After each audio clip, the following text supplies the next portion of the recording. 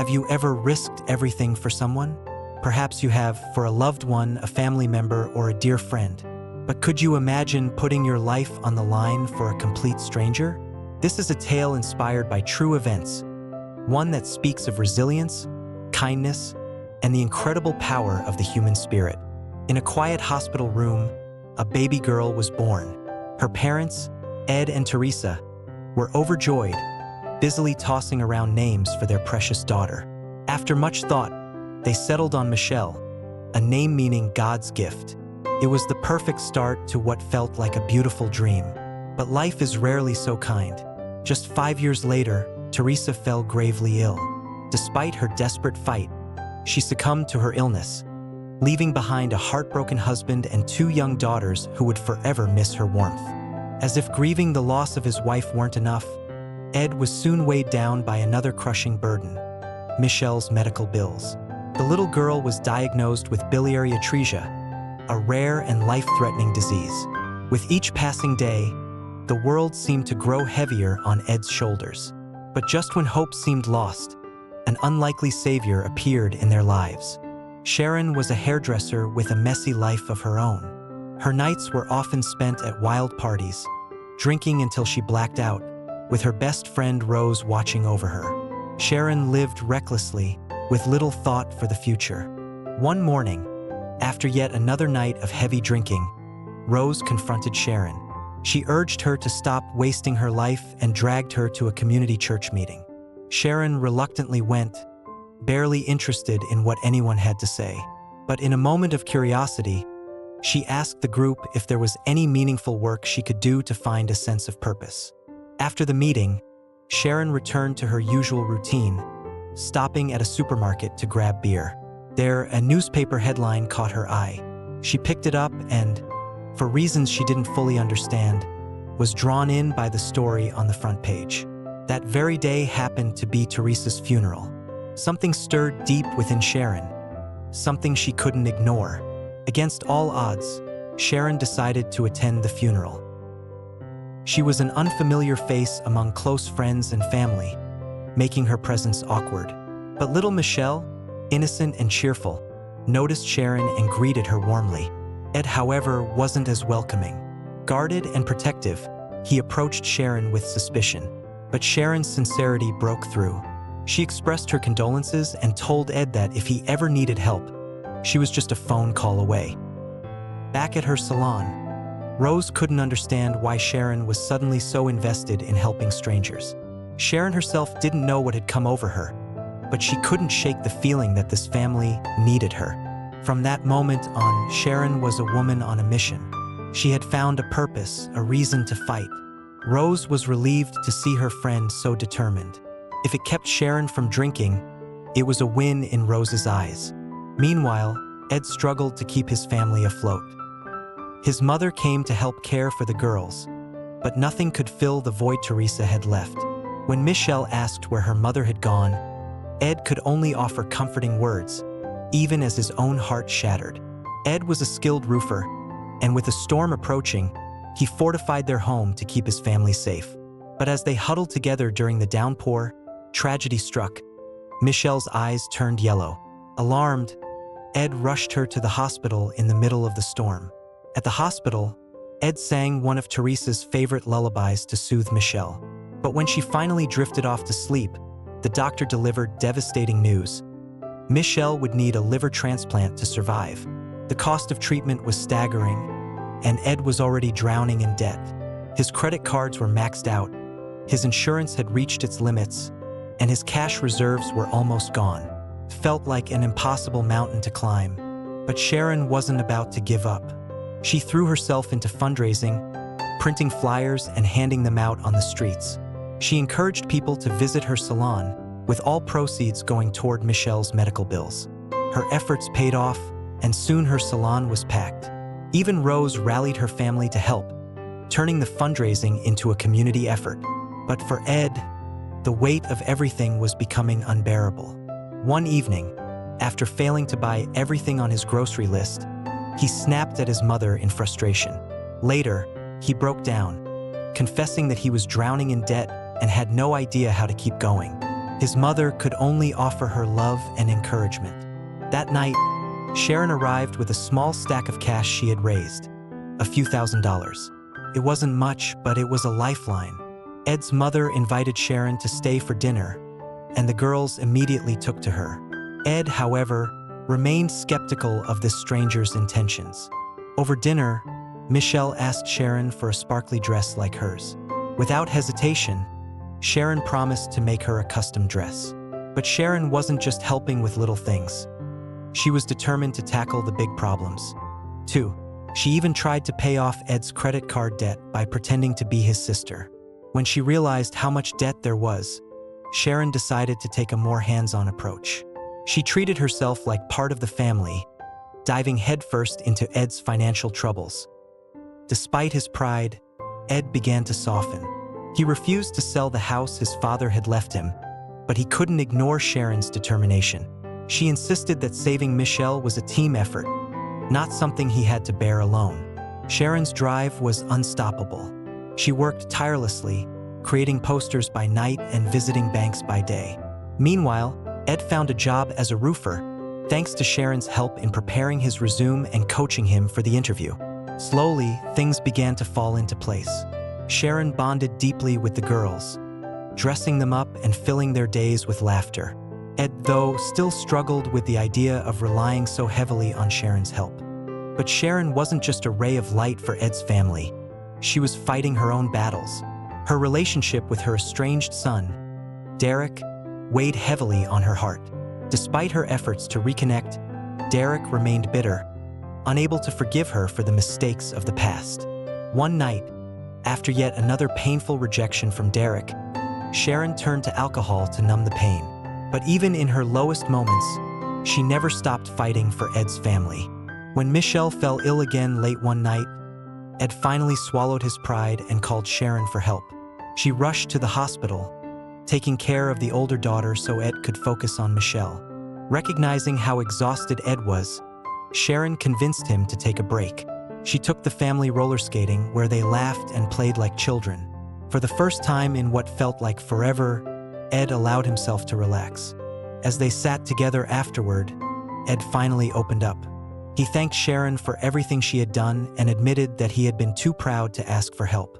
Sharon, ever optimistic, reminded him that they weren't just fighting for Michelle's life. They were building a brighter future together. Sharon's voice was steady and resolute. She assured them that she would keep helping, no matter what Ed thought. Though Ed found himself curious about Sharon's past, she avoided talking about herself. Truthfully, her own life had been far from easy. When she was young, she fell for a man who vanished after she became pregnant. Her son, now distant and cold, barely spoke to her. Perhaps helping Ed and his family each day gave her a sense of purpose, a reason to keep going. Sharon and Ed's mother later found a potential new home and suggested that Ed sell his current house to rent the new one. Doing so could free up significant funds. But Ed flatly refused. This house wasn't just a building. It was his father's legacy, a vessel for countless memories. Selling it was simply unthinkable. When her persuasion failed, Sharon shifted her strategy. She went straight to the hospital's senior management, determined to negotiate on Ed's behalf. With remarkable skill, Sharon zeroed in on their humanity. "You all have daughters," she pressed. "What would you do if this happened to your child?" Her words hit their mark. The executives, visibly moved, finally agreed to waive the 400,000 yuan in medical expenses. When Sharon shared the news, Ed's jaw dropped in astonishment. She grinned triumphantly and quipped, "Didn't I tell you? I don't like being told no." Tears welled in Ed's eyes as he finally accepted her help. For the first time, the weight on his shoulders seemed to lighten. Sharon, angelic in her persistence, had given him a sliver of hope. But that hope was soon tested. One night, as Sharon read Michelle a bedtime story, the little girl suddenly coughed up a frightening amount of blood.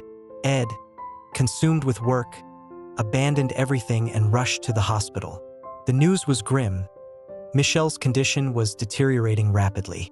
The doctors placed her at the top of the transplant list, but without a liver donor, she had just weeks left, 4 or 5 at most. If a match was found, Michelle would need to be flown immediately to Omaha Children's Hospital for the transplant. Timing was critical. A donor liver could only remain viable for 6 hours, meaning they would need a plane, fast. Ed was paralyzed with shock. Where could he possibly find a plane on such short notice? The thought alone was overwhelming. Sharon, ever resourceful, stepped in. Her calm demeanor was like a salve for his panic. "I'll find the plane," she said firmly. "We'll figure it out." True to her word, Sharon threw herself into action. She reached out to major banks, pleading for financial assistance, but rejection met her at every turn. Refusing to give up, she baked a batch of her signature muffins and marched into the First Bank of Kentucky, ready to negotiate in person. With charisma and persistence, Sharon won over the staff, even moving the secretary to tears. The secretary, in a rare burst of defiance, he couldn't bring himself to turn Sharon away and agreed to offer assistance. With newfound hope, Sharon rushed to Ed's house to share the news. She had secured access to 5 planes but still needed more funds to make it all work. Ed, however, was reluctant. He felt Sharon had already done enough and didn't want her to overextend herself. But Sharon had no intention of stopping. Ross, worried for Sharon's well-being, tried to dissuade her, but Sharon dismissed the concern. "Helping others is my lifeline," she said with a fiery determination. "I won't stop until this gets the attention it deserves." Her conviction left Ross speechless. Even Ed's eldest daughter, who was deeply worried about losing Michelle, found herself in awe of Sharon's strength. Meanwhile, Ed struggled with his own helplessness, his anxiety clawing at him like 1,000 restless ants. One evening, as Sharon watched television, inspiration struck. She immediately contacted the station, and soon reporters were at Ed's house, preparing a feature story on Michelle. But Ed hated the idea of exposing his children to public scrutiny. When he saw the reporters in his home, he erupted in anger. Sharon, stunned by his reaction, didn't understand what she had done wrong. She had only wanted to help. Hurt and dejected, she turned to alcohol, drinking at Ed's house and muttering incoherent thoughts. The children watched nervously, unsettled by her behavior. When Ed checked on her, he realized she was drunk. He called a cab for her, and as they waited, Sharon broke down. She confessed that her drinking habit came from her mother, who had never shown her love. Sharon had sworn she would never treat her own child that way, but even her son seemed to despise her. "I feel worthless," she admitted, tears streaming down her face. Yet even in her pain, Sharon's instinct was to help others, to hold the umbrella for those caught in life's storms. Christmas arrived, and despite the challenges, Ed's family managed to celebrate. Michelle still had tubes in her nose, but there were smiles and moments of joy. Meanwhile, Sharon frequently left voicemails for her son Derek, updating him on her life and expressing her love. Yet, as always, there was no reply. Michelle's story eventually aired on television, garnering widespread attention. Weeks passed, and winter deepened. One frigid, snowy day, Ed received a life-changing call. A donor liver had been found. They had just 6 hours to get to the hospital, or the organ would go to the next patient. Ed sprang into action, packing hurriedly. But the snowstorm outside was relentless, making the journey nearly impossible. His mother urged him to reconsider, fearing for their safety, but Ed wouldn't listen. He knew he couldn't do this alone. For the first time in weeks, he called Sharon. The moment she heard the news, Sharon didn't hesitate. She contacted Ross, who immediately agreed to help. Then she called Albert, pleading for a plane. However, with the storm raging, finding a pilot willing to fly was a daunting task.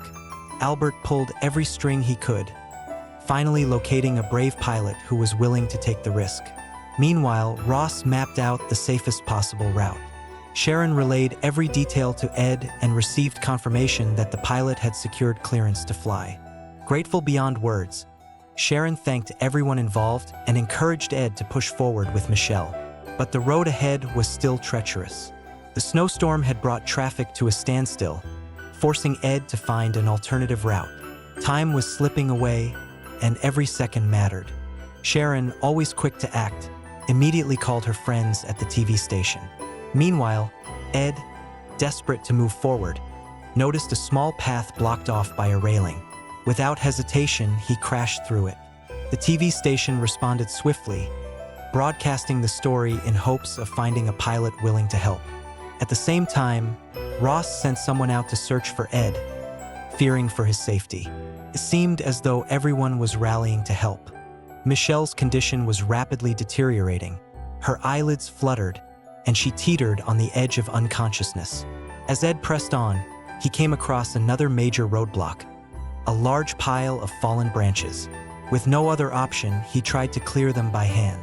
But they were impossibly heavy, far beyond his strength to move. Time was slipping away, each second a cruel reminder of his helplessness. With no path forward, Ed, heartbroken and defeated, had no choice but to turn back. Crushed under the weight of despair, Ed resolved to take Michelle home. The TV station, however, continued to broadcast updates on their plight. Just then, a phone call came in. A pilot had stepped forward, volunteering not only his skills but also a helicopter for the mission. The news spread like wildfire. Sharon's church pastor immediately reached out to the TV station, offering the church parking lot as a landing site. He rallied the congregation, urging everyone to grab shovels and clear the snow to make room for the helicopter. The response was overwhelming. As Ed, disheartened, called the doctor to say he was giving up, Ross's family arrived, racing through the worsening storm to find him. Meanwhile, a crowd of volunteers had already gathered at the church parking lot, tirelessly shoveling snow. Even Ed's eldest daughter joined in, wielding a small shovel with determination written on her face. The pilot was ready to land, and time was of the essence. In an unexpected twist, Derek appeared at the church. Slowly, he walked over to Sharon, his expression softer than it had ever been. In that moment, without saying a word, he acknowledged her efforts, a silent but powerful gesture of acceptance. The helicopter was now only 5 minutes away. The crowd, fueled by hope and urgency, worked at a feverish pace to clear the snow. When the helicopter finally appeared on the horizon, Ed arrived at the church as well. He froze, overwhelmed by the sight of so many people coming together to help him and Michelle. His throat tightened, and no words came, only the weight of gratitude pressing down on him like an avalanche. The pilot struggled to spot the exact landing area through the blinding snow. Thinking quickly, the crowd turned on their flashlights and waved their coats, marking the landing zone. Together, they guided the helicopter to a safe descent. As Ed and Michelle climbed aboard, the crowd watched in silence. Just before the helicopter door closed, Ed turned to Sharon. Their eyes met, and in his gaze was a flood of emotions: gratitude, awe, and something close to reverence. Later, Michelle opened her eyes again, her small frame finally free from the shadow of illness. The real-life Michelle grew up to become a spirited young woman, while the real-life Sharon and Ed remained bound by a deep and enduring friendship. This story wasn't just about saving one child. It was a grand tale of redemption. Miraculous yet undeniably human, it was filled with angels who walked among us. Not otherworldly beings, but ordinary people who rose to extraordinary heights. Miracles, after all, are created by the hands of everyday people. Sharon's life had been shattered in countless ways, but when she met Michelle, a child who reminded her of Derek, she saw a chance to make amends. In helping Michelle, Sharon was also healing herself, compensating for the guilt she carried over her past failures with Derek. What began as a one-sided effort to save Michelle became a dual redemption, as Derek finally forgave her and their relationship was repaired. But what shines through is a father's unconditional love for his child, the boundless kindness of humanity, and the unbreakable bonds of family and friendship. Perhaps Sharon was, in a sense, an angel sent by God to save Michelle. If your life feels like it's falling apart, and suddenly someone or something propels you forward, helping you rediscover your purpose, then you are one of the lucky ones.